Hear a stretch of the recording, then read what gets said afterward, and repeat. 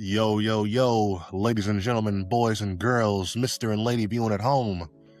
Thank you all for tuning into Kinetic Aesthetic. I'm your hostess with the mostest. They call me Germ. And I want to tell y'all before I tell you anything else that I hope that you're having a beautiful start to your week, and I hope that your weekend was even better. Now, what we're going to be doing on this episode is just a little quick review. I saw a movie over the weekend, a movie that goes by the name of Sacry Movie, although aka Sacry Movie 6, because they wanted to give it the whole modern reboot title by just naming it the original one. But this is Sacry Movie 6. The fifth one and the last one before this one came out in 2013, so it was definitely a long time coming for this reboot. And announced in 2024, there wasn't much hope to have for it, except for the fact that the Wayans brothers, after disappearing from the franchise since the second one in 2001, were finally set to come back. And right there is where I want to begin, because the Wayans brothers and what their contributions are to this franchise cannot be understated. This is a franchise that started with their family. This movie in particular was written by 4 of the Wayans brothers. And it's that right there that just sort of goes to show how much influence and how much of just their creative baby that this thing is. And I say all that to say that Scary Movies 4 and 5, where they pretty much like completely axed any semblance of the Wayans brothers' influences from it by getting rid of Cindy and Brenda, are prime examples of what happens when Hollywood gets too big for its own britches, and when they just don't know how to stay the fuck out of the way and let the real creatives do what they're doing. Because, and I'm only saying this after going back and watching 4 in comparison to 6, these people sometimes just don't understand just how much more important creatives such as the Wayans family are when it comes to creating quality content compared to the shit that they like to just dribble out. This movie was a love letter to anybody that has seen the first 3, anybody that had really been a fan of White Chicks or any of the Wayans brothers types of humor, because I know there's been a lot of negative reviews out there from people who are either too young to really appreciate the comedy and the humor that's in there, or we have people who didn't really like the first 3 and yet for some reason thought they were going to have some type of differing opinion on this. Because I'm going to try to hear, I'll tell y'all right now, despite what any critics, despite what any review scores or aggregated sites are telling you about how people are feeling about it, this is a good movie. And it's a good movie because it's the type of dumb, lowbrow, just turn your brain off type of humor that we are missing nowadays. And not only that, it's just a movie that has, despite the fact that, because there are some valid criticisms about maybe they didn't choose the best movies to parody or to focus on, but this was humor, this was comedy meant for people who grew up on Scary Movies 1, 2, or 3, or just anything like that. I understand how somebody who is young might not get it, might not be able to enjoy it. There's a lot of jokes about wokeness and things like that in there, but if you are somebody like me, who grew up with these original 2, who grew up watching In Living Color and things like that, you're going to be able to go in there and enjoy this movie and be able to get a good time out of it. Not only that, the cast is really, really fucking good. Anna Faris and Regina Hall really come back and are amazing as Cindy and Brenda. Again, this is not a serious movie. It's not something you're supposed to be taking like, you're not supposed to go in there really just like paying attention or really looking at the performances, but just the timing, just the way they are moving and the facials and everything. Everybody that's in this movie does good. And more than anything else, this is a love letter of nostalgia to anybody who grew up around the time of those first ones being released.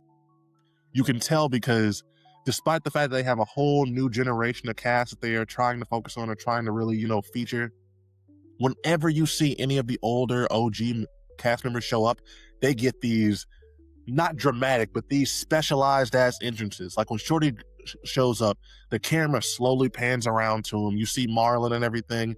And it's just, they're making it seem like this is a returning hero. And that is part of this movie's appeal, I think, of why I was able to get into it so much and probably why other people aren't. Because this is a movie that is really basing on you seeing and knowing and understanding the type of humor that was portrayed in those first 3. And on top of that, there's just a lot of jokes in here that, listen, they weren't lying when they said they were going to try to cross every line. And they don't do it gracefully. They don't do it with some type of wit or anything. It's just, it's literally, okay, this is the only joke that I think I'm going to spoil in this one. Because, and honestly, they show it in the movie theater when Ghostface is killing the girl on the train and she's talking about about her pronouns and everything like that. That joke is literally just as it is in the trailers. It's just up front. It just is poignant. And everybody going to stab her is literally just a callback to the joke about how Brenda died in the first movie. It's a lot of just shit like that.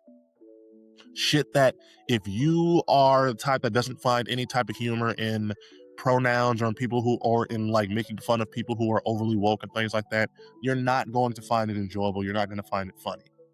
And I'm not to say that they only focus on that, because there's a lot of jokes on both sides. But I feel like a lot of people who have been complaining, who have been acting like it's like bad and there's no humor at all in it, these are people who, like I said, either they wouldn't have liked scary movies 1, 2, and 3 when they were coming out originally, or these are people who were just too young to really understand that humor. And unfortunately, they were just born into an age where everybody's too fucking sensitive to be able to laugh at certain shit. And so that's really where I think this movie needs to be how this movie needs to be looked at, is that if you are somebody like me who grew up on these first 3, who grew up on a certain type of humor that we have seen sort of dissipate as time has moved on, you'll be able to see this movie, enjoy it. You'll be able to get those memories of how you when you were younger and everything. You'll be able to enjoy that. But if this is being seen in the lens of somebody who is young, who only knows this postmodern sensitivity world and everything like that, you might not enjoy this movie. You might find it cringe. You might find it stupid. And I get it, but I think that's a you problem.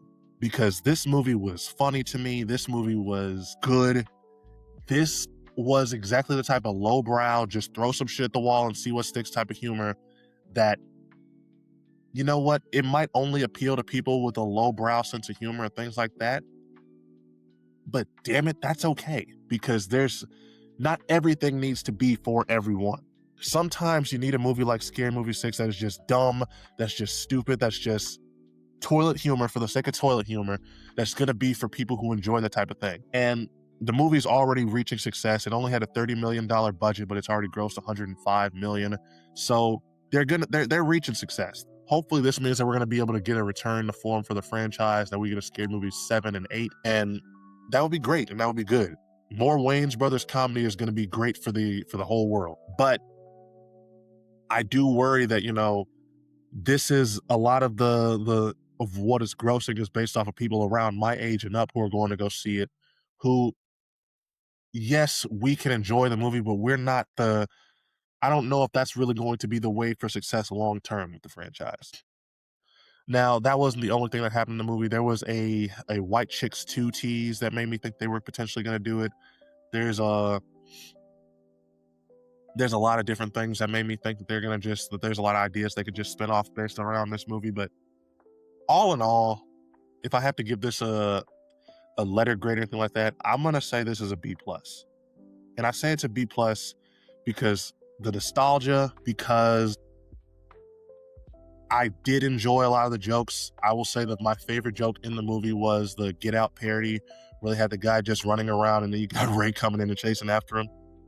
Like, this is the type of movie to where if you love the Wayans brothers, or you love Cindy or Brenda, you're going to love this because they are the ones who shine the most. This is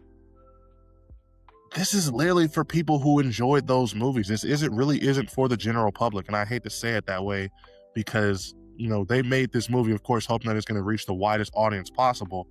But just based off the way they shot it, what they included in it, and the way it was pretty much done, if you weren't a fan of Scary Movie, the franchise, before like going into this, you're probably not going to leave out of it having your mind change or anything like that.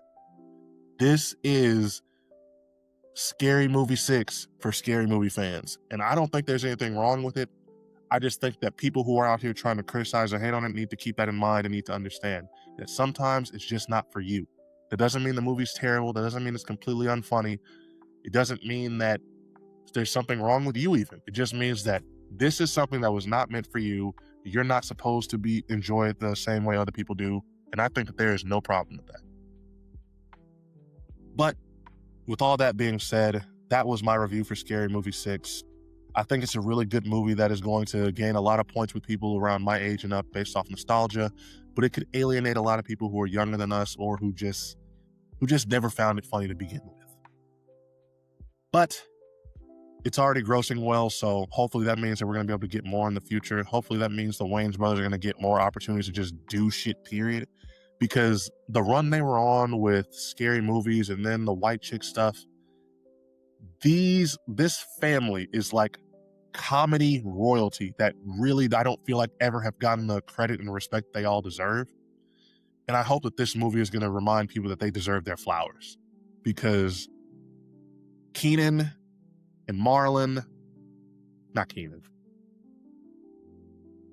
Marlon and Sean, I don't know where the fuck I was getting Keenan from, but Marlon and Sean Wayans are two of the most talented niggas in this industry, and they have been for a long time. And the sooner that they're able to get their flowers and they're able to really just get the credit they deserve for all that they've added, the better. But this has been Kinetic Aesthetic. This has been your boy Germ. Y'all have a good rest of your day, and I'll be back tomorrow with a new edition of Sports Talk. Make sure you go see this movie. Make sure you go check it out. It is definitely worth it.